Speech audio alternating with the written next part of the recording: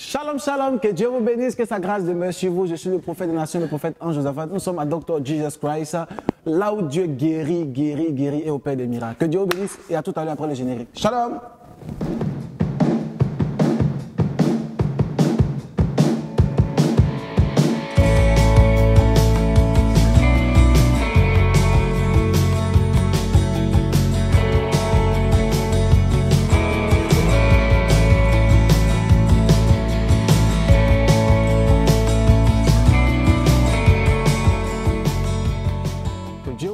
Que sa grâce demeure sur vous. C'est avec un plaisir de vous retrouver encore à cette émission Dr. Jesus Christ. Nous croyons vraiment que le Dieu que nous servons est un Dieu de guérison. Nous avons beaucoup de témoignages pour ces personnes qui reçoivent la guérison au travers de notre ministère, des personnes qui sont guéries, des personnes qui ont des douleurs au niveau du dos, au niveau du pied, au niveau sciatique, je ne sais plus. Et ces personnes sont guéries par la puissance du Saint-Esprit. Aujourd'hui encore, Dieu te donne l'opportunité de recevoir la guérison. Alors de là où tu m'entends, de là où tu me suis, sois disposé. Pendant que tu entends le son de ma voix, sois juste disposé parce que l'onction que nous avons est une onction de puissance qui se déploie et qui impose la gloire de Dieu de là où tu es. Regardez, nous allons lire un texte. Jean chapitre 9 à partir du verset 6. Ma fille va faire la lecture. Vas-y. La parole de Dieu. Après avoir dit cela, il cracha à terre et fit de la boue avec sa salive. Puis il appliqua cette boue sur les yeux de l'aveugle et lui dit, « Va et lave-toi au réservoir de Siloé. » Nom qui signifie envoyé. Amen. Regardez, nous sommes dans un texte bien précis et Jésus-Christ était avec ses disciples et Jésus-Christ marchait avec ses disciples.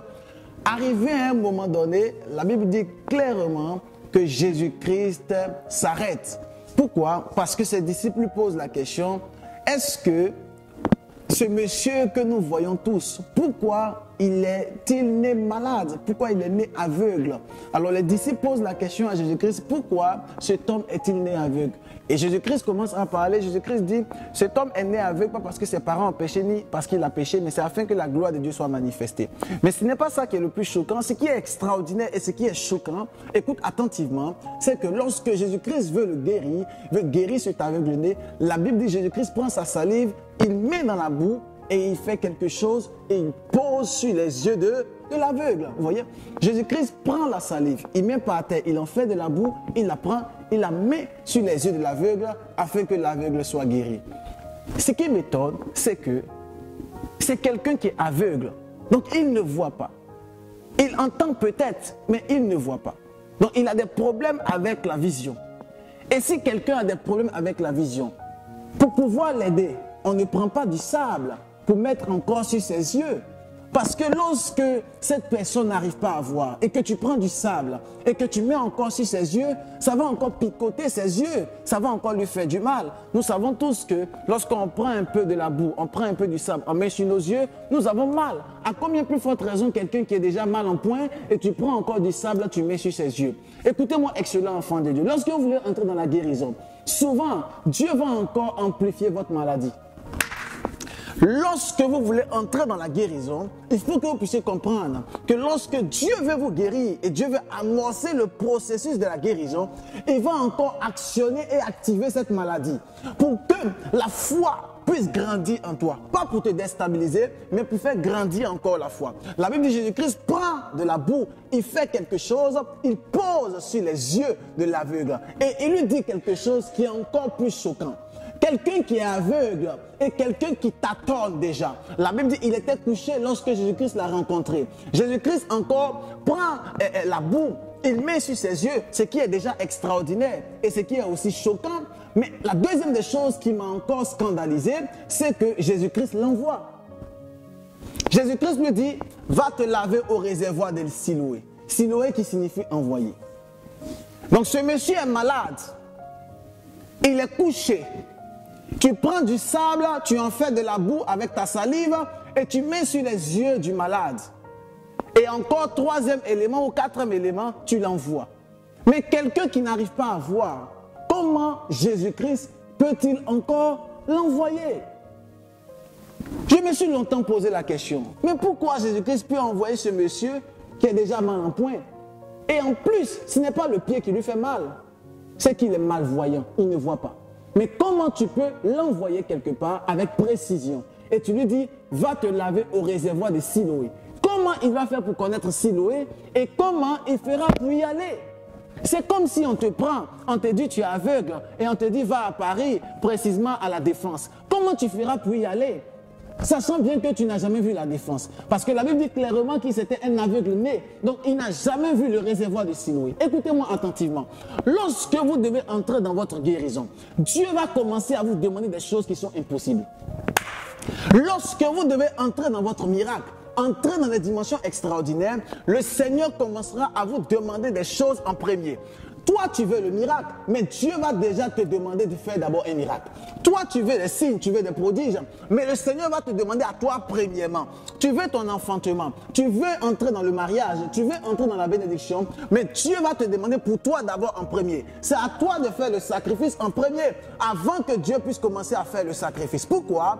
Parce que le Dieu que nous servons ne donne pas des choses saintes aux porcs ni aux chiens, de peur qu'ils ne se retournent contre nous et qu'ils viennent nous déchirer. Ce soir, de là où tu m'entends, de là où tu me suis, ces deux points-là, si tu les utilises et tu les mets en pratique, le Seigneur commence à opérer des miracles dans tous les domaines de ta destinée. J'aimerais te dire, le Dieu que nous servons, lorsqu'il veut opérer un miracle extraordinaire, il peut même aggraver ta situation. Premier point. Deuxième point, le Dieu que nous servons peut te demander des sacrifices extraordinaires qui te dépassent et qui te surpassent. Mais ces choses ne viennent pas pour te tuer, ces choses viennent pour révéler le champion en toi. La Bible dit par la suite que lorsque ce monsieur s'est débrouillé et qu'il est arrivé au réservoir de Siloé, lorsqu'il a lavé son visage, celui qui était aveugle a commencé à voir. Celui qui ne pouvait pas a commencé à voir par la puissance du Saint-Esprit. J'aimerais prophétiser ce soir, dans ta vie et dans ta destinée, quelle que soit la maladie, reçois ta guérison au nom puissant de Jésus-Christ. Que le Dieu sacré des Hébreux, le Dieu de mon alliance, opère un miracle extraordinaire dans ta vie et également dans ta destinée, au nom puissant de Jésus-Christ.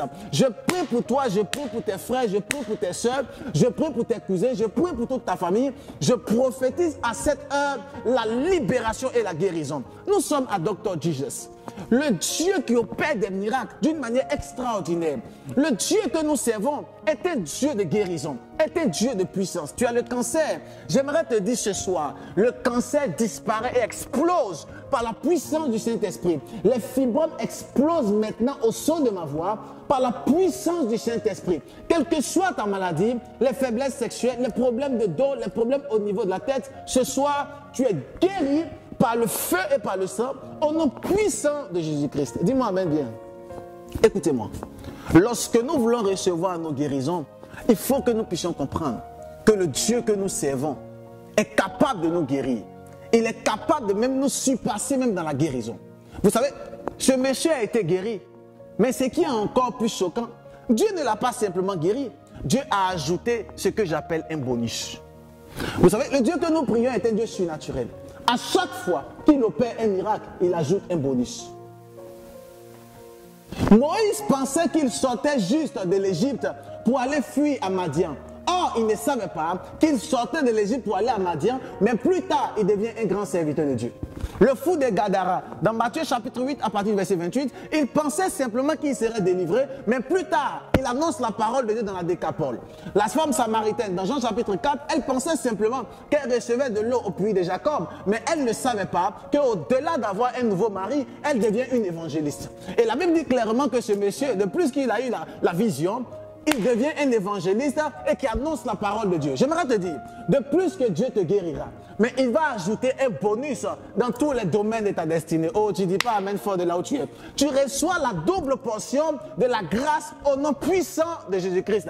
De plus que Dieu te guérit, Dieu apporte vers toi des bonus extraordinaires dans tous les domaines de ta vie. Si tu dis amen fort de là où tu es, tu reçois cette grâce au nom puissant et au nom glorieux de Jésus-Christ. Je prophétise ta guérison dans tous les domaines de ta vie par la puissance du Saint-Esprit. Pendant que je parle dans le monde de l'esprit, mes yeux sont ouverts et je suis en train de voir une personne qui m'entend et qui me suit, qui a un problème au niveau du col de l'utérus. Je prophétise ce soir ta guérison au nom puissant de Jésus-Christ. Je vois une autre personne qui est asthmatique. Pendant que tu entends le son de ma voix, tu es guéri au nom puissant de Jésus-Christ. Je prophétise pour ce monsieur qui a des douleurs au niveau des reins. Je déclare ta guérison maintenant par la puissance du Saint-Esprit. Quelle que soit ta maladie, tu es guéri au nom puissant et au nom glorieux de Jésus-Christ de Nazareth.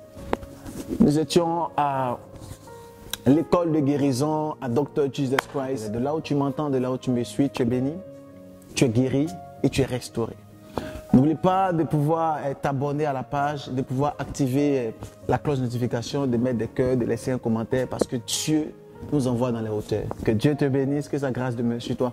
Garde la guérison que tu as reçue, garde la grâce que tu as reçue et ne va pas la dilapider. Garde-la précieusement parce que Dieu est avec toi. Que Dieu te bénisse et que sa grâce, son onction, sa puissance, son autorité ne cesse de couler dans ta destinée et de couler dans ta vie. J'aimerais terminer sur cette chose. Le message t'a fait du bien, le message t'a touché, le message t'a transformé. Et tu aimerais contribuer et faire une offrande, faire ta dîme, je ne sais pas. Tu peux le faire maintenant sur le lien qui est en train d'être mis et sur les informations qui sont en train de circuler en bas de ton écran. Tu peux le faire maintenant parce que Dieu nous fera beaucoup de bien. Donc soutenez la chaîne de télévision Ciel TV et Dieu vous visitera fortement par sa grâce et par sa puissance. May God bless you abundantly. I love you so much. Shalom à vous.